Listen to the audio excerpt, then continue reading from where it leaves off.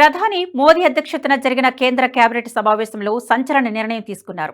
One nation one election draft బిల్లుకు మంత్రివర్గం ఆమోదం తెలిపింది. ఇప్పటికే జమిలీ ఎన్నికలపై రామ్నాథ్ కోవింద్ కమిటీ సిఫార్సులకు ఆమోదం తెలిపిన కేంద్రం తాజాగా జమిలీ ఎన్నికల బిల్లుకు ఆమోదముద్ర వేసింది కేబినెట్. మార్చి 14న మొత్తం 18,629 పేజీలతో జమిలీ ఎన్నికలపై రాష్ట్రపతికి నివేదికను అందజేసింది రామ్నాథ్ కోవింద్ కమిటీ. తొలి దశలో లోక్సభ అసెంబ్లీలకు జమిలీ ఎన్నికల నిర్వహణకు సిఫారసు చేసింది. రెండో దశలో స్థానిక ఎన్నికలు నిర్వహించాలని రిపోర్ట్ ఇచ్చింది. అదేవిధంగా జమిలీ ఎన్నికల కోసం దేశవ్యాప్తంగా ఒకే ఓటరు జాబితా తయారీకి రామ్నాథ్ కోవింద్ కమిటీ ప్రతిపాదనలు చేసింది. అయితే ఒకే దేశం ఒకే ఎన్నిక ముసాయిదా బిల్లును కేంద్ర న్యాయశాఖ రూపొందించింది.